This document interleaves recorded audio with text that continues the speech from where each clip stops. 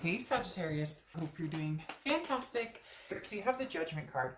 The Judgment card talks about forgiving yourself and others in your past for things that you regret, things that you're upset about, things that maybe you're feeling, irritated with other people about. So it's like a new beginning, and obviously a lot of you could be like, oh, duh, wow, of course there's, new things going on, but the Judgment card talks about really a forgiveness and just kind of if the past is something that you're completely over and you don't have any interest in communicating or getting back together with it, it's almost like, forgive and then moving towards the forget and moving on part. The information you need has been given to you. So if there's truths you're missing, you now see the light. If you're upset about things, you now have the answers that you need or seek. If you weren't sure what you wanted to do, you're now starting to understand, you're responsible for your own future and the people you allow in, and where you want to continue to go. And it just feels like a very fresh start, obviously. Even deeper than that, this is just saying, look, and also forgiving yourself in certain aspects too, which sometimes is hard for us because, sometimes when we're in situations that are painful or toxic, it brings out the worst in everybody, right? And so this is allowing yourself to say, hey, I may have overreacted, or I may have felt a certain way, but again, with the Judgment card, the weight is lifted, or the bacon back, or whatever she has, or the T-bone, or whatever it is. Then next card you have is your current position coming into the month, and you have the Seven of Wands. Seven of Wands is about defense, priority, strategy. This is you. Somebody's coming in.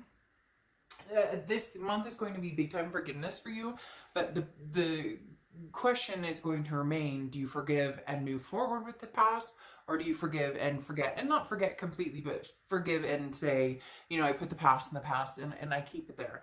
Because the Seven of Wands is somebody who, has put a wall up, and you're not sure that you're ready to accept communication. And if you are communicating, you're not sure how far you want to go with that, or how much this person means to you still. For a lot of you, obviously, you know that you still care about them and love them, but that doesn't always mean that that's the person for us, or that's the healthiest solution. For others of you, this is a priority. This is somebody who is almost like a karmic connection, or you want to rebuild with. The question is, how do you do that? How do you keep your priorities straight and make sure that things that are important to you are not being compromised here? The next card you have is anything you're feeling coming into the month, and you have the Strength card, which is Leo's card. So you could be dealing with a Leo or have Leo placements in your chart. But the Strength card talks about balance, self-belief, patience, understanding that when the time is right, it will come. As I said with the Judgment card, that represents having the answers. So the Strength card talks about now that you have the answers, or now you're starting to see clearly what it is you're needing to do, or you're developing that communication, or you're understanding now maybe things that you weren't apprised to, or privy to, and even in your own self journey, things that maybe you realized you allowed to last a little longer than they should have, in essence. So the Strength card is, where do I go from here? Whichever decision you make, whether it's, keeping the past at bay and moving on, or going forward with the past, you're feeling very, very grounded, very strengthful, very strong in your decision, no matter which way you go. The next card you have is your distant past. So over the past 5-10 years, could be throughout your childhood, and you have the Ten of Wands. So releasing some sort of burden. That's what this is all about, whatnot. But it's stronger than that, or bigger than that, because this is saying that you're, sticking to it. This is sticking to your gut and not doing the roller coaster ride that, oftentimes we do. Now, the Ten of Wands is releasing a burden, but also a first completion of some sort. So this burden could be, getting closure that you need with somebody. This burden could be, finally having the conversations that need to be had in order to really let go of this. And again, forgive and forget the past, and forgive yourself in any, role you played, but also having a clear conscience and knowing that either you both want to move forward with past something, or restart something, or that you both want to move on to something fresh and new. The next card you have is your immediate past, over the past few weeks, past month or two, and you have the Star card, which is Aquarius's card. So you could be dealing with an Aquarius or have Aquarius placements in your chart. Now, the Star card is hope, faith, it's inspiration. It's not losing sight of things. You know, when you've gone off the beaten path, or when you've felt that self-destructive mode, or that you know, feeling of starting to, you know, cave a little bit. The Star card is that boost you need, or that just inner strength to kind of, you know, pull yourself out of whatever's, you know, whatever's sucking you dry, or whatever is not encouraging you to be the best of the best that you can be. So the Star card is either, you know, you gaining strength and momentum on your own, which is first and foremost that you're seeing your inner strength going from there. But the Star card also talks about some sort of hope or inspiration, or not losing faith. So it's either not losing faith in something from the past that you strongly believe that there could be a resurrection to, or not losing faith in love, period, and moving forward to find somebody, you know, new, and somebody that, you know, builds you up instead of bringing you down. The next card you have is your distant future. So over the next few months. So, you know, at first I was very 50-50, but I'm starting to think that we're going to start to see some sort of you know, resurrection here, or reconciliation, because you have the Four of Wands, and the Four of Wands is, you know, a happiness, a completion, a resting place, and this is a first completion heading towards something that was going to, you know, to be something that was going to happen, whether it was moving in together, or a committed relationship, or getting married, or having kids, whatever it was for you and this other person. You know, it could be, we were going to adopt a cat together, or we were going to adopt a dog together. It's almost picking up the pace, or picking up the pieces where you left off. Now, the elephant in the room still needs to be discussed. It's not like you can just pick it up and everything's fine. There needs to be a rational discussion. But this Four of Wands is further along than, hey, I just met this great person. No, I'm not saying that couldn't happen. Some people, you know, you meet and they come into your lives and they quietly glow. They quietly go, and others come into your lives and, you know, leave the tiny footprints, and there you go. And sometimes it happens fast. When things are meant to be, oftentimes in our lives, they happen fast. So I'm not saying it couldn't be new love, but this does feel like there's already something, a togetherness, or something that is familiar with this person, which is very interesting as well, because this feels very similar to Virgo's read a little bit. So I don't know if you're dealing with a Virgo, but theirs was very, could be the past, could be the present, and yet it felt as though they were in the same position. I think they had the Three of Wands, and it felt as though they were in that same situation where it wasn't an energy that was just brand new and learning all these new things about somebody. It had once been a maintained type of relationship, regardless of how serious it had been. Yours is a little more in your face, though, with the Lover's card coming out. Now, the Lover's card is Gemini, so you could be dealing with a Gemini, or have Gemini placements in your chart. But look, I mean, you have the Lover's card. This is love. This is duality. This is an intimacy. This is also an ultimatum to a certain extent. A lot of times this is, you know, this is our last hurrah. Like, can we make this work? We both love each other. If it's worth it, we'll do it. And if we can't make it work, then we're okay. Like, we're past the, you know, when you have the dramatic stages of the, I love you, I miss you, I love you, I miss you, and you feel like they feel like they're constantly contacting you, or you're constantly contacting them, and it's just this big, it's like you're past all that. And this is going, look, if we're meant to be together and the stars align, we move into this Four of Wands position, which is taking the next step, maybe a step you should have taken a long time ago, and that's what has deterred the relationship. But then going into the Lovers shows that there is a deep connection here, and that there is a possibility that, you know, the Lovers is coming out. Now, on the flip side, there could be, this is a new lover, but like I said, this is too much, like with the Judgment and forgiving the past. There's too much past energy here to say,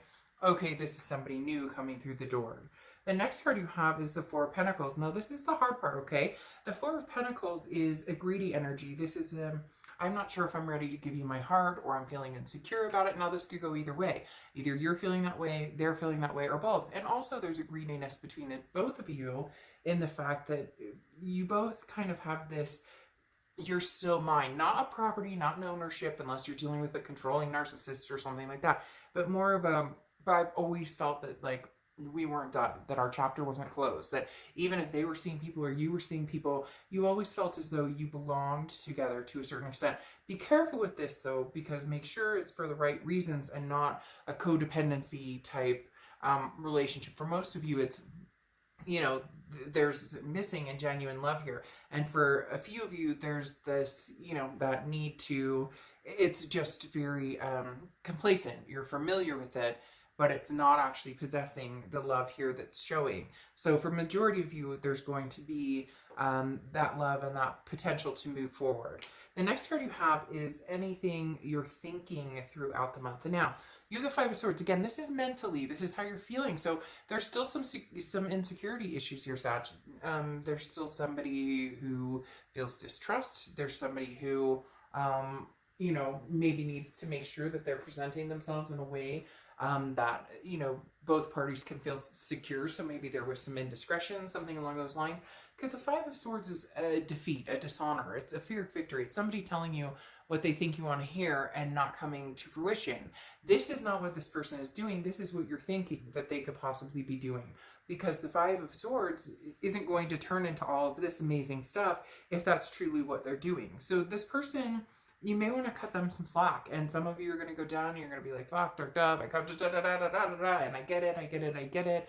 But for some of you, you know, it really does come down to if they are trying to make the effort, they're not going to be perfect at it. They're not going to be, they're showing me, you know, the universe, the guides are like showing me like somebody who's like, they're going to make some steps. They're going to make some movement forward, but they're not going to be 100% perfect at it. They're not going to say everything you need them to say. They're not going to be able to do everything you need them to do at once. And crosswatchers, this can be completely reversed too.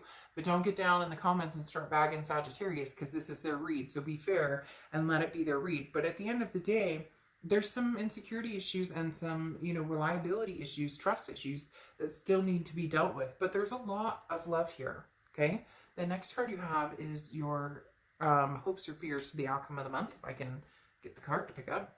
And you have the Six of Wands. The Six of Wands is victory. It's achievement. It's pride. It's success. It's feeling good about this. So this isn't a fear at all. This is somewhere an aha moment or light switch turns on and you go, okay, all right, we can probably make this happen.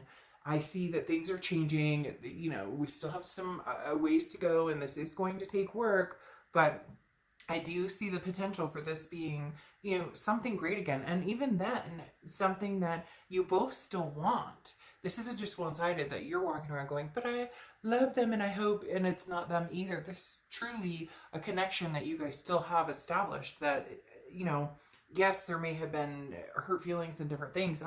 But here you go. You've got the Page of Cups, which is looking for the love. The Page of Cups is finding the love and happiness and everything, going perfectly along with the Judgment card. And the fact that let go of those grudges, let go of the finger pointing of who did what to you.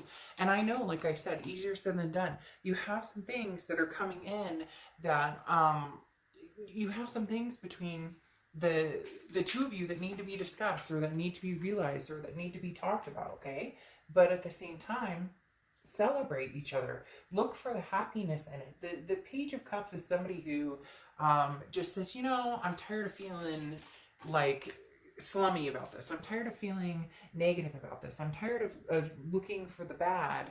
And yet, you know, knowing that I love this person. So celebrate. Celebrate with each other, celebrate, you know, FaceTime and be joyous or whatever the case may be. I'm saying that, you know, to save myself from the ridicule of people who've been telling me that I'm encouraging COVID by, you know, still loving on people. That means, I guess, you know, anyways, I'm not going to get political here. But again, you know, be safe and responsible adults that I know you are. But the Three of Cups is talking about celebrate, enjoy each other's company. There are the things that need to be discussed though, as I said, because the Knight of Swords is hostility and confrontation. This is saying, look, there's something here that we need to discuss. There's something here that, you know, that has not been cleared, or is not fresh here. Okay. Or the wounds are still not healed, and so it's kind of a fresh blow. So no matter how much love is here, you still need to maintain and take care of the issues at hand. And then you have the Queen of Cups here, though. The Queen of Cups is, don't rush into anything. You don't have to all of a sudden become boyfriend and girlfriend, or girlfriend and girlfriend, or boyfriend and boyfriend, or whatever your situation is. There's no rush into that. The Queen of Cups is saying, let's take our time and mesh and gel. And she or he, I don't apply sex to the cards, she or he is also very like, let's not go posting everything on social media right this second. And let's not, you know, it's taking our time and really thinking things through, and really feeling things through, and really just feeling the motions and understanding our instincts and how we feel when we're together. If this still feels good, if it still feels right, or if it feels forced, or if it feels complacent or codependent. Now you have the King of Swords here after the Knight of Swords. So there's going to be some arguments, there's going to be different things, but you need to stick to your guns, Sagittarius, because the King of Swords is somebody who's like, look, you know, this is my domain. And I'm not saying that it's your way or the highway. It should not be that way at all. But this is talking about, there are certain things I'm not going to compromise on. If you guys had talked about one time, you know, hey, we're going to get married, and that never came to fruition or never happened, and that's something that you really that you still feel very strongly that you guys should have, then that's something that, you know, it maybe make or break for you. Or, you know, vice versa. Maybe they're like, you know, hell-bent on getting married, and you were like, well, no, I'm not really seeing the marriage aspect, or whatever it is. So this is just talking about, you know, making sure that your needs get met as well as their needs get met, and that, you know, it's not my way or the highway for them or you or either party, that you're both in conjunction and where this is going. And then your closing card, your oracle card, is fierceness, Wolverine. You know, the biggest thing that comes out with the fierceness or the Wolverine part for me here is sticking to your guns. And not rushing into anything unless it feels right, unless the timing is right. You will eventually get here to this happiness, this resting place. You have the Lover's card coming out, for goodness sakes.